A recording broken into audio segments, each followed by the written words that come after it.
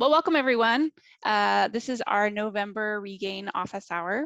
And this session is part of our fall and spring series, Community Organizing for Agricultural Climate Change Resilience, which is kind of a mouthful, but means we get to talk to people like Teresa and hear the amazing work that they're doing around community-based organizing and solutions for climate change mitigation and adaptation. My name is Jane Jordan, and I'm a program associate with the Wallace Center, and we help facilitate the Regenerative Ag Idea Network. I'm newly based in Chicago and subbing in today for my colleague Tracy, who's our usual MC for these calls. The Regenerative Ag Idea Network is a member-driven community of practice for all regenerative ag educators, advocates, and practitioners. And the goal of the network is to really harness the collective knowledge of this community and serve as a hub for regenerative ag education, advocacy, and collaboration. And so that's part of what we're doing here today. These office hours are a chance every month to connect informally as a network and hear from people doing important work within regenerative ag. These sessions are typically 25 minutes of presentation, and then we'll have some time for Q&A. And if you're interested in hosting one of these calls or co-hosting, please reach out to Tracy or myself. We'd love to collaborate. We do have one more office hour this fall, December 8th, and we'll be hearing from Trevor Russell and Aaron Meyer, who collaborate through the Mississippi River Restoration and Resilience Initiative. So we'd love to have you all back for that call in December.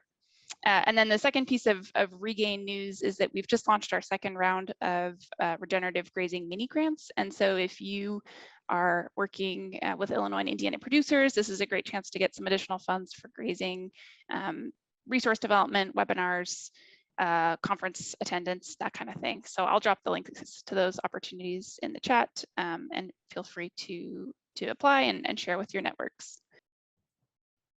My name is Teresa Opheim, and I live in Minneapolis, Minnesota.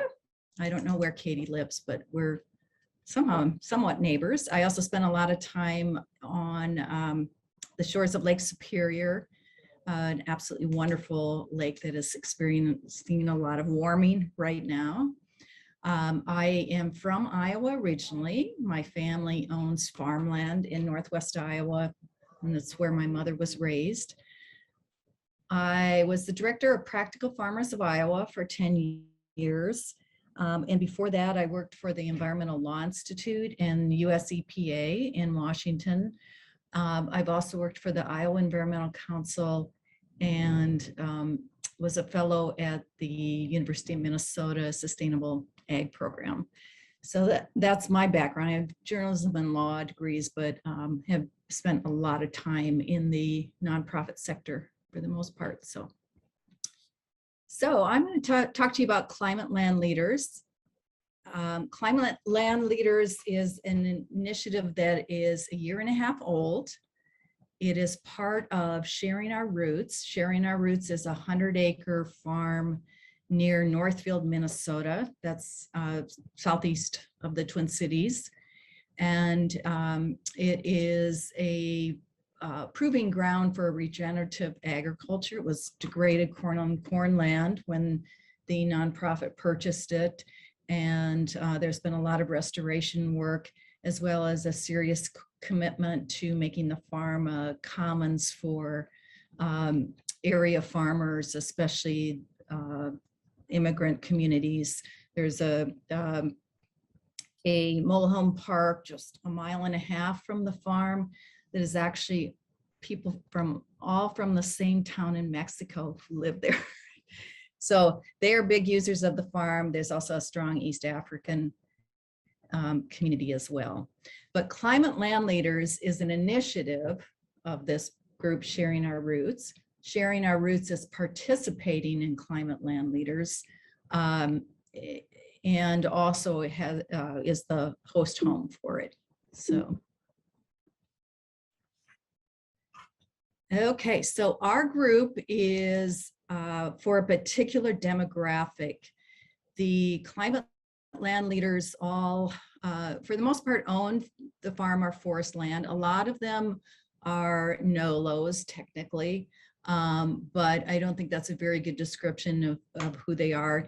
They are the people who tend to belong to environmental groups, but also have conventional corn and soybean land and could do more to address the climate crisis on that land. So what we do, it's a small cohort model, so we're not looking to get very big or have a strong membership base. And what the landowners do is get together, set strong conservation goals for the year, and then follow through, learn from each other in the cohort. And they also need to be willing to share what they're doing publicly and with each other. So the model is all based on social impact research about how we motivate people to change. And this was a key book for me many years ago when I came across it, because it summarizes a lot of this research. And unfortunately, information alone is not enough. And that seems like something that we always forget, because we're always providing lots of information to people. What we're using from the social impact research and climate land leaders, the climate land leaders are hearing from other people in the same group that they're in. So they're all farmland owners for the most part. They are setting goals publicly, because we know that if you hear from people who are in your demographic, if you set a goal publicly, you're more likely to follow through on that goal. And we present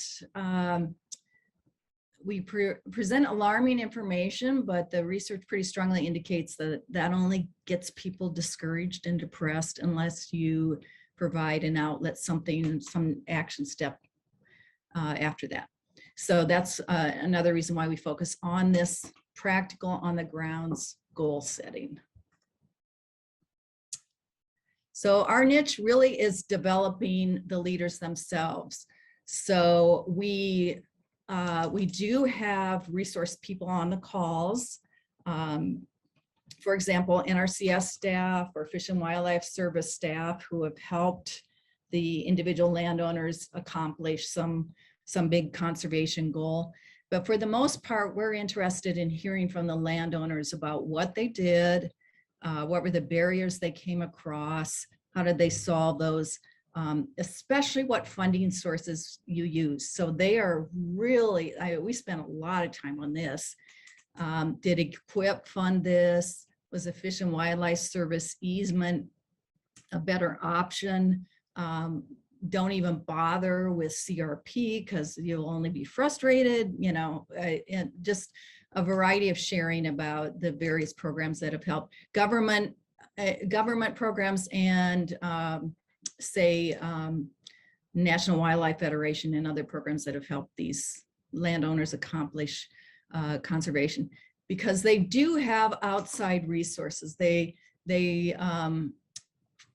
with a few exceptions, they are people who have had other careers or still have other careers, but they can't afford to do all the conservation on their own, or they choose not to because they want to save their retirement accounts.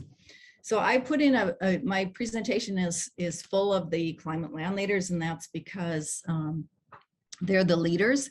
So this particular one is Jackie Armstrong. She lives in north central Iowa. She has about 80 acres that she and her husband live on. She's a retired lawyer. He's a retired doctor. And they have restored the acres, have some, I think it's like 20 that is planted to row crops with cover crops and no-till. And she also is a citizen climate lobby activist. And so she goes around giving presentations on En-ROADS, which there's a picture of it here, to anybody who wants to listen, especially, like Rotaries, that kind of group. So that's an example of, she is providing the leadership rather than someone from the En-ROADS staff or the developer coming to climate land leaders and making a presentation. Jackie is making the presentation in December. So we're very happy to have her. She's also a Soil and Water Conservation District Commissioner. So our group has, in the first year, developed a strategic plan, and that includes this vision here. And this is a picture on the Sharing Our Roots farm. The person over here is the staff person, I think the only staff person, Antonio Alba, and he's talking about the program where the community can come and harvest the fruit from fruit trees, and then also use the garden space, which I think is back here. And this is the mission the group came up with. And I wanted to talk about this and enhance rural vitality portion because I wasn't initially in favor of having that. I felt like it was kind of tacked on. And I also, in the back of my head, thought, you know, a lot of you don't live on the land. So how is it that you're enhancing rural vitality? But I just keep running into examples of how they're doing that. So this particular guy, Steve Turman, he and his wife, Maggie McCowan, had careers in Texas and New York, and then moved back to her family land in far southwest Iowa. And they have done a whole lot of conservation. And they also plant a garden so that they can sell at the farmers market. There are not many fruit and vegetable producers in this group, but they happen to do that really for the community vitality portion. There are others who don't live on the land that are really cognizant of using local talent for helping to accomplish a conservation or working really hard to get beginning farmers on the land. And there'll be a couple others that I'll point out soon. And then I have 2 slides on the guiding principles that the group came up with. Couple that I want to make a comment on with this. So the people who are participating are in various places with conservation. So these 2 live near Madison, Wisconsin, and have a farm in south central Minnesota. It's the farmland where she grew up on and her son and his partner are living a lot of the time on the land, but they're really new to conservation journey. So they have conventional corn and soybean land with the exception of some tree planting. On the other end of the spectrum, we have Joe and Sylvia Lutmer participating, who are also strong Sustainable Farming Association of Minnesota members, as Katie knows. And they are just like our leaders. They have done so much conservation. So they're really helpful for telling us about mistakes that you shouldn't make and also funding sources, for example. The group, this last one, recognized that working lands are necessary. So they're a group who want a lot more conservation on their land, including easements, conservation reserve program, set aside land, but most of them want the land to remain in working lands so that we can grow food and have someone working the land. So they're most of them keep a portion, well, I think all of them, a portion of their land is available for growing food and supporting rural communities.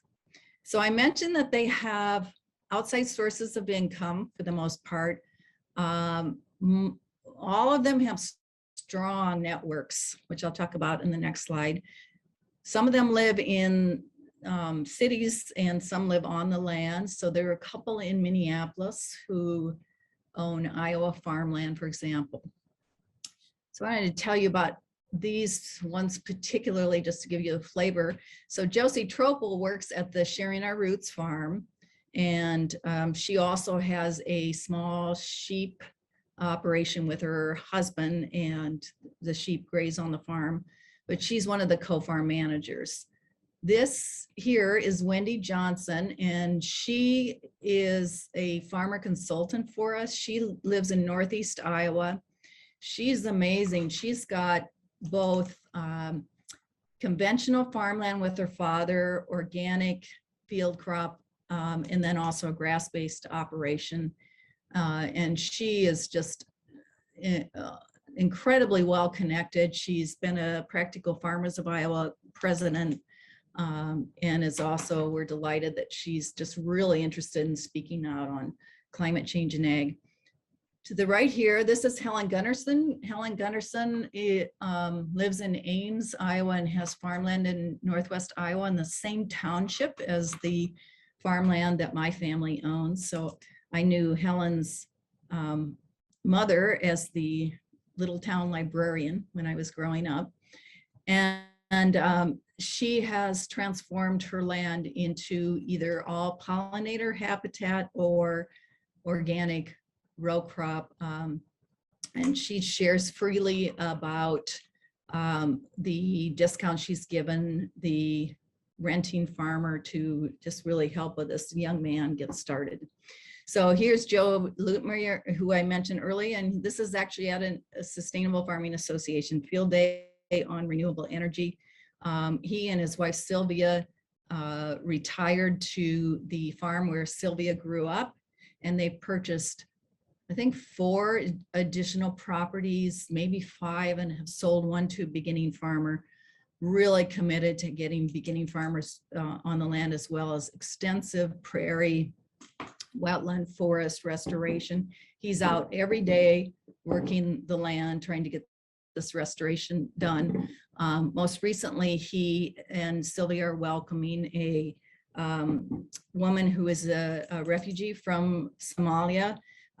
If any of you know much about the Twin Cities, you may know that we have an extensive Somali population, 40,000 plus, I think. And he and Sylvia are helping that particular farmer and her family get started. I'm also helping that particular farmer by donating a land inheritance sum that I've gotten to pay it forward for the next generation of more diverse farmers. This is Ann Novak, and she lives in Washington State. She farms there in a small vegetable farm. And this is her sister, Carol Boschka. They are 2 of 4 sisters who are just the standouts for climate land leaders. They're co-founders for the group, and I'll tell you a little more about them in just a second. Okay, so I mentioned the dense social networks, and I got this off the internet, and I have no idea what it's supposed to be illustrating, except for I know it illustrates social networks somehow. So these, the people who are participating in this group have their hands in all kinds of different things. So she is a Unitarian Church activist, spent her career in arts organizations, was instrumental in founding a nature center, you know, those kinds of connections. She is a retired, well, I don't think she's retired, but does fundraising for public radio. And she and her wife just moved to Iowa, where her wife grew up, and they have been living in St. Paul, Minnesota. They own 300 acres of Iowa farmland that they're going to transform to regenerative practices. So just down the line, this group has got their fingers in a lot of different areas, including sustainable agriculture groups like Practical Farmers and Sustainable Farming Association. And we know that when you have dense networks, you are building a movement that is going to be more resilient.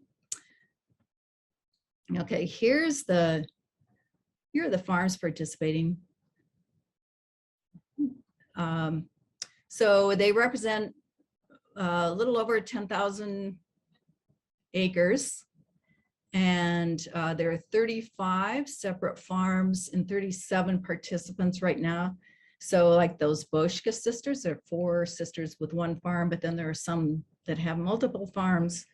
And this is where where they're based. So they're a couple into Wisconsin, and a lot in Iowa and Minnesota. And then there's one over here in South Dakota. It just happens to be someone who owns, for the rest of her farms are in Iowa. We actually also have a new one right about here as of yesterday.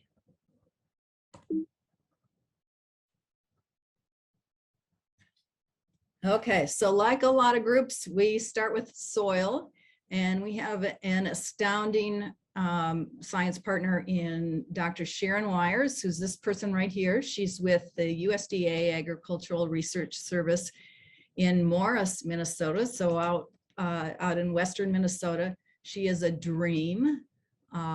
She is willing to do anything to help, and it's just been so positive. I mean, I can't imagine a better partner. So she is meeting right here with Rupert and Beth, and they're in central Minnesota. They purchased 70 some acre cropped ground and have completely covered it in clover and pasture and restored a wetland. And then over here, these are those Boschke sisters taking soil samples. We have a couple videos on our website and one of them is a land walk video that features two of those Boschke sisters. And I really recommend watching that. It's really cool to see what they've done. So a lot of these landowners had not gotten out and actually walked their land and observed what was on it. And they are starting to do that on a regular basis. Just a second, I'm gonna let my husband in. I'm in his office. Do you want to say hi? Sure. This is my husband, and he just got done teaching astronomy Hi. at a college in St. Paul, Minnesota. I'm just grabbing my computer here, my laptop, to do the post-lecture stuff. Okay. All right, bye. And it's embarrassing why I'm not at home, but I have two dogs, including a puppy, who don't leave me alone when I'm on Zoom calls. So I tend to go places if I'm presenting. One of the landowners walked her land this year, and look at what she found. Two different spots. And I told her, this is really butt ugly. And she said, I know. So, you know, when you get out and observe I mean, this seems dramatic, but this is what you find. I mean, this was tucked away somewhere. And so now she knows what she needs to work on.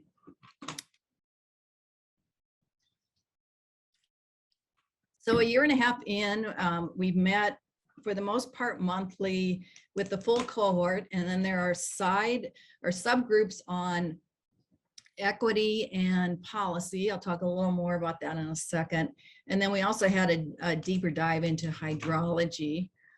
We had despite COVID, two farm visits in 2020, all completely outside. And then we just had a public event in 2021 in September at the Sharing Our Roots farm that was about agriculture and climate. And we don't plan to have many public events like that, but we thought it was a good opportunity given that the farm has done so much.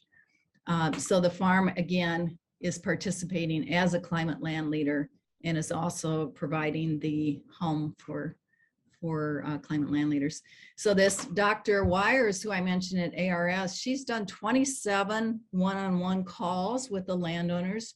And what she does is she pulls up on the Web Soil Survey and Google Earth and whatever other tools, what their soils look like and what she's seen as a soil scientist on the land. And a lot of them actually had not ever thought about their soils much. Even some of them that are really excellent conservationists just really hadn't focused on soils much. So those are a treat to sit in on them. I'm often a fly on the wall for those. She helped us develop a soil testing protocol for them, and what they're really doing is getting baseline soil samples that we're sending to the Cornell Comprehensive Lab.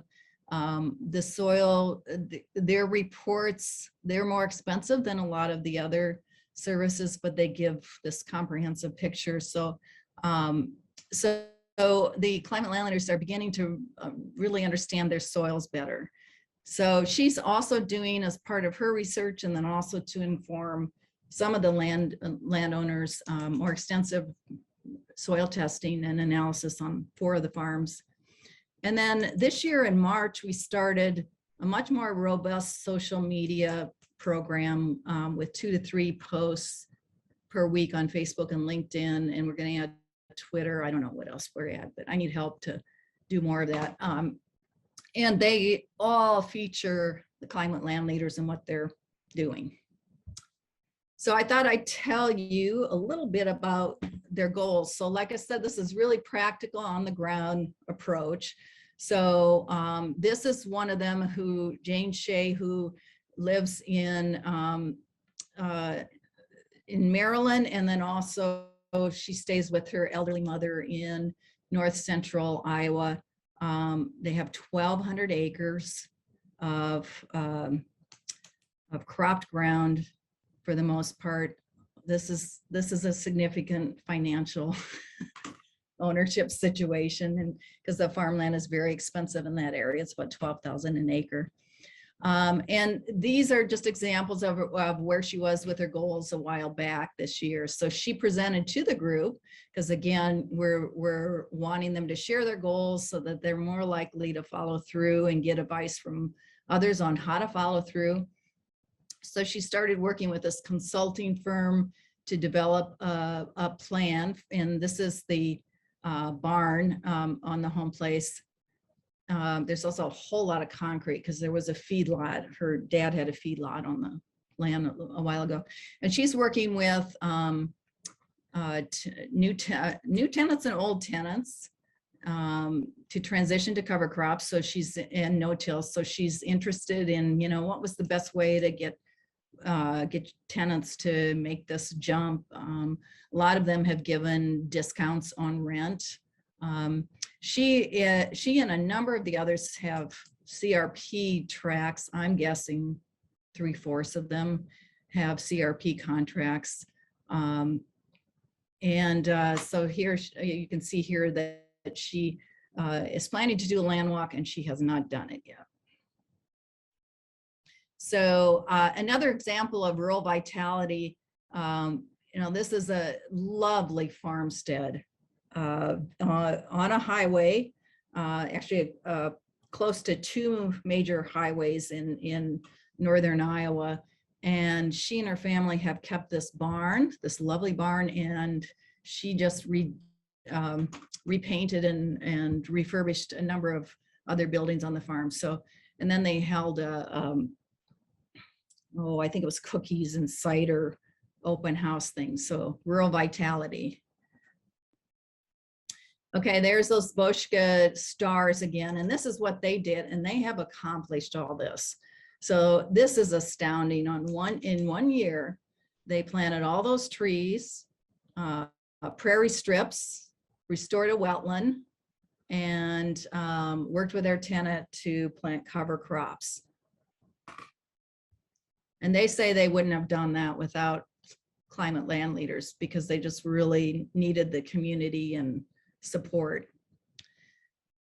Okay, I'm going to mention the policy subgroup. So because policy is absolutely critical to any major change, we have jumped into policy. I used to work for the what is now the Sustainable Agriculture Coalition. It was a Sustainable Agriculture Coalition. Now it's the National Campaign for Sustainable Agriculture, NSAC, National Sustainable Ag Coalition. And we are members of NSAC and work with NSAC and also Ferd Hepner, who used to be at NSAC, on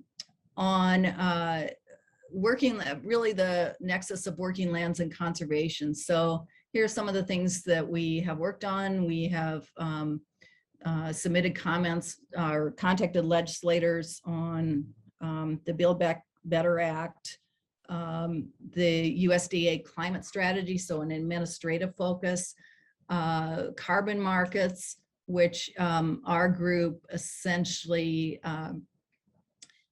thinks that there is a lot of funny business going on with carbon markets, but they also need to be paid for ecosystem services in a manner that they aren't right now. They have been against pipelines. There's a CO2 capture pipeline going through Iowa, Minnesota, I don't know where else, maybe Wisconsin. And so they weighed in on that. And then they'll also be weighing in on the Farm Bill coming up. So here's Wendy Johnson again, that one in Northeast Iowa. She had, we helped her develop a, well, I helped her take her comments that she said at that field day we had on September 9th into an editorial, which was published in the Des Moines Register, and then went around on social media and reached 12,000, which is high for us because we're just getting started. So, and she's essentially arguing, I don't like planting corn, but that's how I can make money. So, you know, we need to change the subsidy system so that those who are doing something that is more climate friendly can get support for other things. So this is a really exciting part of the work. How am I doing on time? We have an equity subgroup, so not the whole group is there, but about a third of them are there, and they are really serious about exploring issues of equity. So these are landowners. They are, for the most part, white. There are two self-identified mixed race people participating, and someone from the Iowa tribe of Kansas and Nebraska, which used to call land in Minnesota and Iowa their own. But for the most part, they are white folks, and they're a lot of them inherited land, and they inherited land that was a lot of times land grant type Homestead Act. I mean, land, really pretty nefarious acquisition of the land to begin with. My family is part of that. I would also say that almost all of these people who acquired Homestead Act land that we know about were poor and landless in their native countries. So it's a complicated issue. So the equity subgroup is interested in exploration, but also interested in reparations. So there is one landowner who just sold her farmland and is going to use the proceeds to purchase land for BIPOC farmers in the Twin Cities metro area. But we spent a lot of time just kind of exploring the issues. So there was a wonderful New York Times article about a woman in the southeast part of the country who her family owned slaves, and now she's inherited the land. We've had speakers. We're having a Black farmer speaker next week, and we had one a couple months ago. We've watched a movie done by someone from St. Paul, Minnesota, about her family history on the land, just things like that. Like I mentioned, not everyone is there, not everyone understands the issues or wants to go there now. So we have deliberately chosen to make this a pretty forward-thinking equity discussion rather than starting at the beginning. So that's where we are. Every meeting includes art at the end, either poetry or a short video or a reading from a book or photos. These are photos from an urban farm of one of the climate land leaders who is an excellent photographer and videographer and actually author. here's some of our partners. I mentioned our main science advisor and the national campaign, Ecological Design. We have the co-founder, or the founder of that is a landowner, and also participating in the coalition. Again, you know, really talented, extensive knowledge base. And Katie, we love Sustainable Farming Association Minnesota and want to partner more. And then some women-owned consulting firms, and then lots of government support and help. And so working in this area is really surprisingly confusing, trying to come up with climate and agriculture information that is useful to the landowners. So here are the sound bites that we used at that September 9th event, just trying to make that climate and ag connection on the farm level. There's all kinds of information about like the project drawdown information about nature conservancies, natural climate solutions, the really big picture information. And we feel that there needs to be a lot more that helps an individual landowner understand what effect they can have. So you can kind of see what we came up with as far as those sound bites.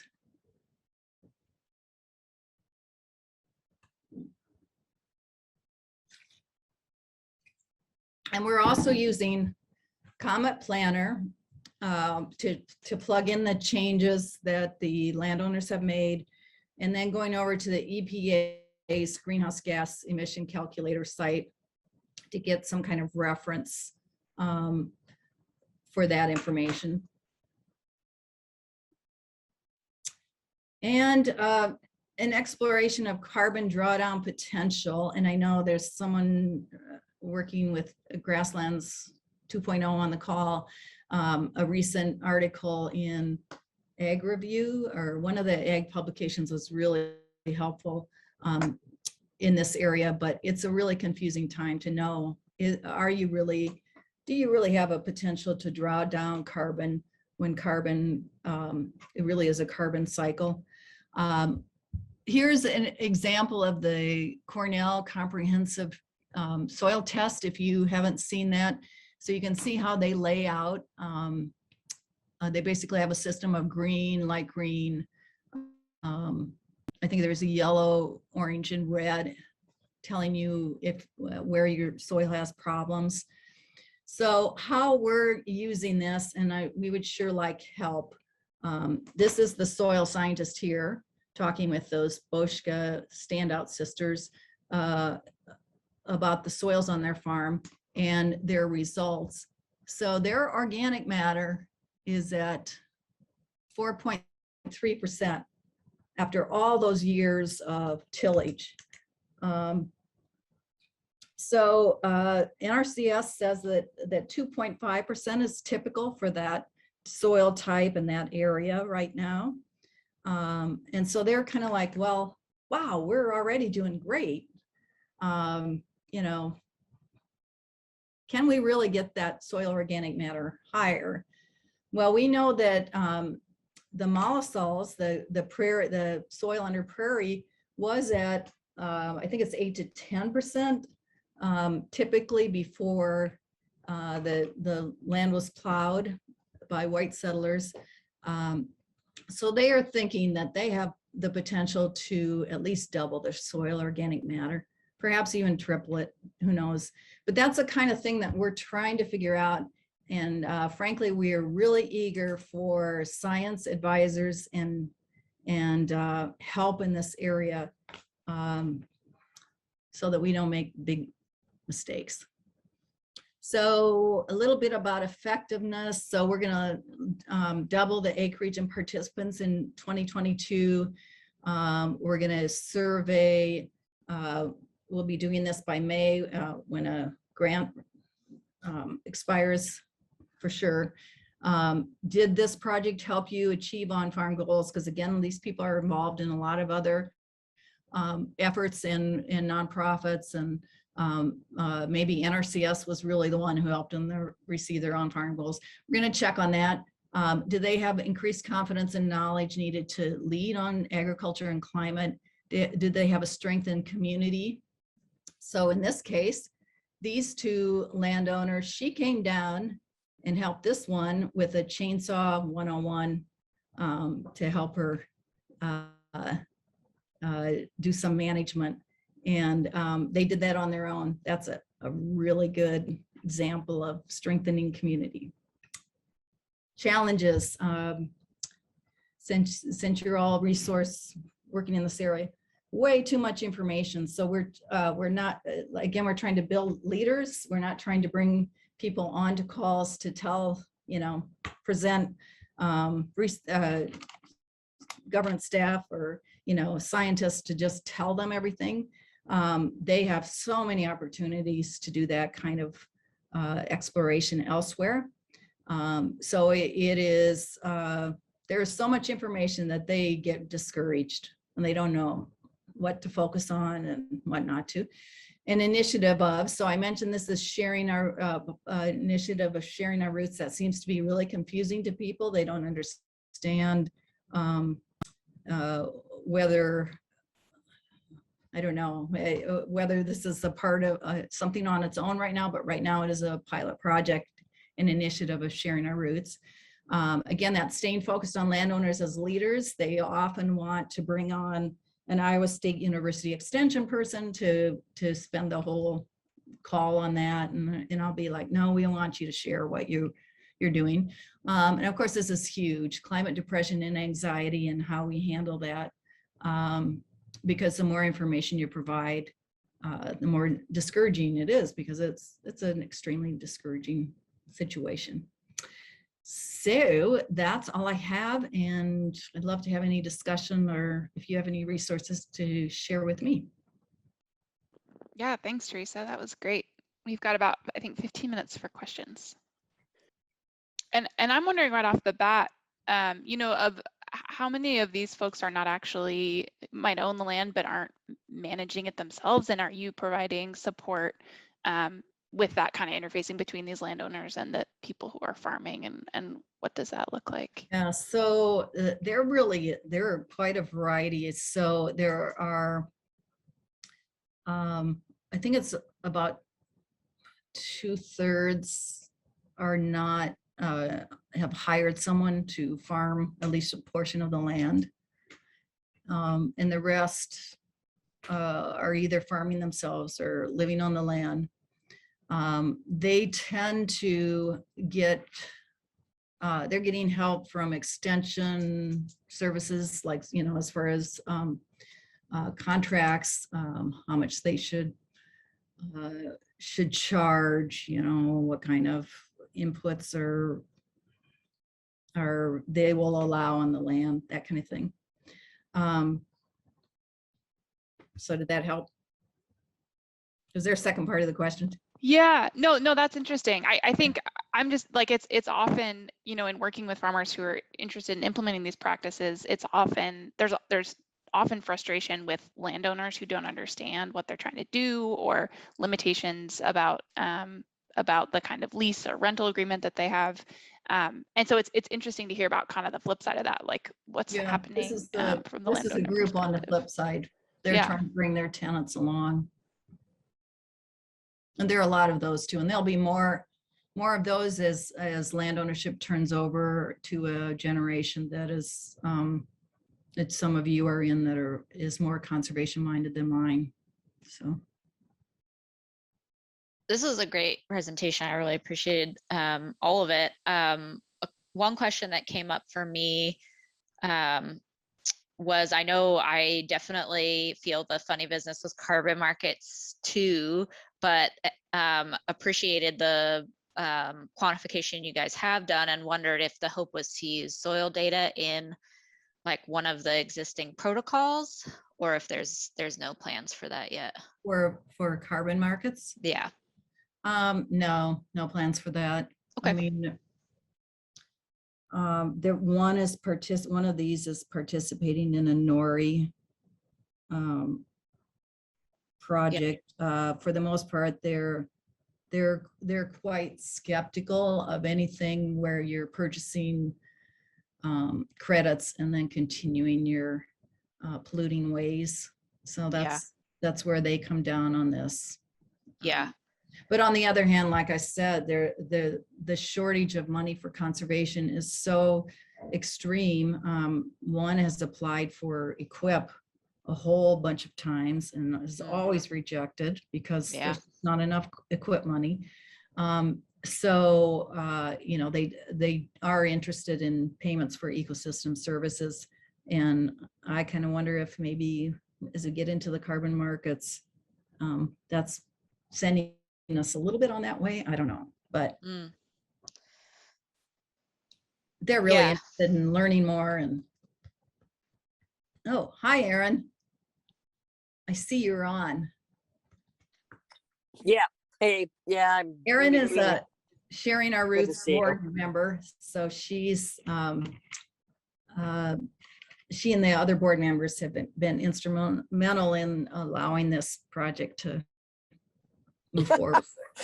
Well, we're blessed to have you. Yeah, I don't know if I have not been instrumental in all this fantastic work you've been doing, but yeah, thanks for the You should just say thank you. I mean, really, but this was a great presentation. I've learned a ton myself. I mean, one thing I wanted to mention is, Jess Gutnick at the U of M, and I've worked with her. She's got an I&E grant right now. It's really hard to, it's one of those like really in the depths of the research.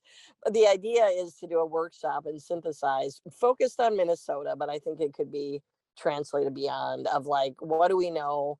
How could we start shaping metrics to really move policy to help farmers? So that's all I'll say about it right now, because I don't really have my head around it as well, but just that, there may be some outcomes there that. Did you say Jessica Gutnick? Yeah. So that'll be happening at this stage, probably the workshop and the synthesis and the paper and all the stuff that we keep throwing out there, like you say, all this information, but there should hopefully be, maybe there'll be some nuggets in there that would be of interest to the program.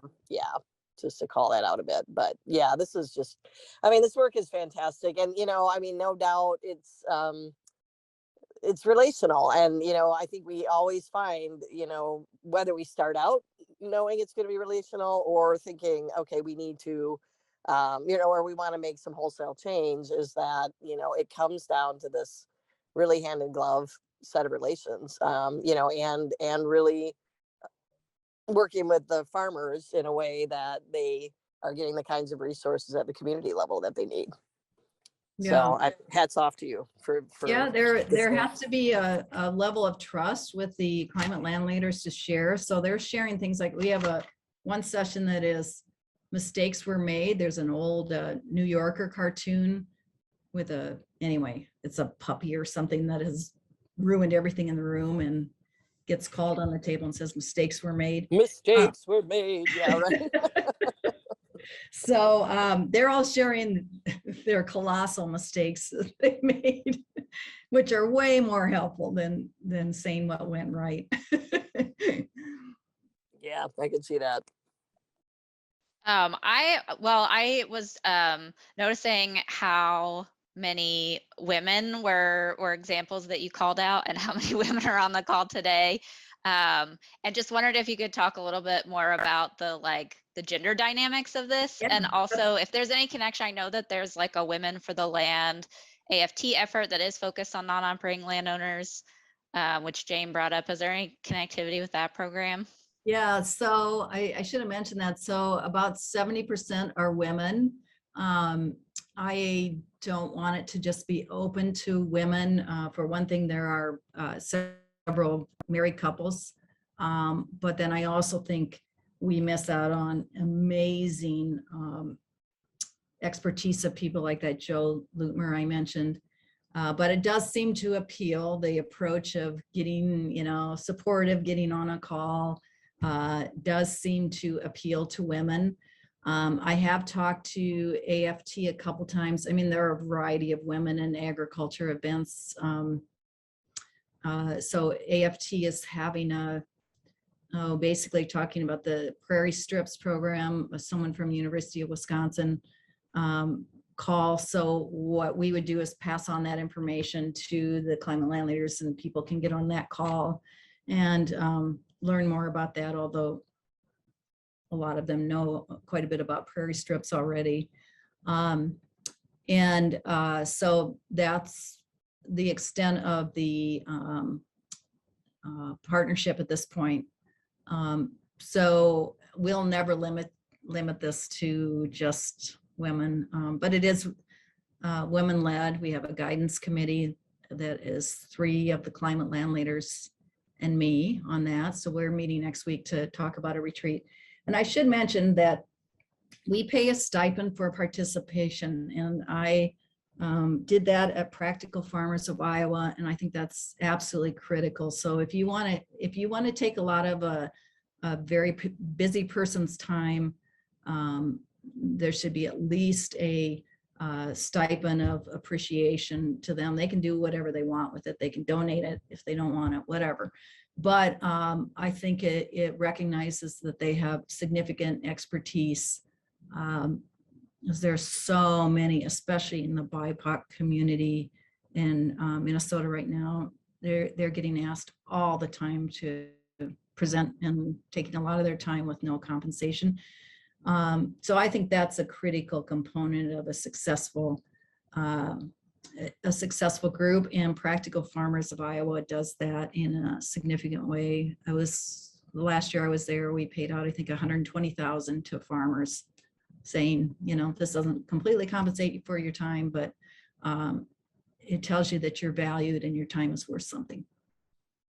Hi, Teresa. I really enjoyed this presentation, and just want to echo the comment you just made about compensating people for their time. I think that's so crucial. I was really interested in the examples that you gave of different members of this group kind of helping other farmers who I'm assuming are not part of the group, like BIPOC farmers, to get land. And so I was wondering if you could talk a little bit more about that, kind of what the tools that have been helpful for climate leaders to connect with BIPOC communities, and kind of also help other people get access to land and get on the land. If those have been kind of individual actions, or if the group as a whole has a goal to work on that. Yeah. So let's see, I'd say, first of all, we've been on a traumatic and steep learning curve in Minneapolis, especially since George Floyd was murdered. And so it has been actually a really painful time to be working on equity issues, and that's the way it should be. I can't, gosh, I've lived here 5 years in Minneapolis, and I was in Iowa before that. I know, and the other climate land leaders, so much more, and know so many more BIPOC farmers. So we just, I feel like that we've really reached out and made connections and are working together. The Somali American Farming Association, for example, there's an agrarian commons effort that Sharing Our Roots is connected with, that is about land sharing. So there's just lots of, that networking connection. So the Climate Land Leaders Equity Subgroup itself is not, like, the members are not saying, Teresa, will you go out and find me a Black farmer I can support? That's being done with all these other efforts going on. Our group is just the individual landowners trying to decide what they individually want to do. So our effort is more that internal examination of how much do you have and how much do you need? And for the most part, the ones participating in the equity subgroup think they have too much and want to distribute that financially to some extent. So, so that's where we are. We're more at the individual level of making individual action. The policy work we're doing, of course, we're very supportive in the comments about set-asides, for example, for BIPOC farmers of the, say, EQIP program or Beginning Farmer Ranching Development Program, you know, so that we can begin to get more BIPOC farmers into those leadership positions and into successful farming operations. But that happens more on the policy level. The equity group is really more a personal exploration and hopefully action. Cool, thanks so much. Great. Well, we're at time. Teresa, any final thoughts before we wrap up? No, I appreciated the conversation, and I actually like having a smaller group so we can talk. The ones that are like large groups are like, ah. Yeah, it's great to have a smaller group. It's a little more personal. So thank you all so much for joining. Thank you, Teresa, for sharing. And we'll see you all soon.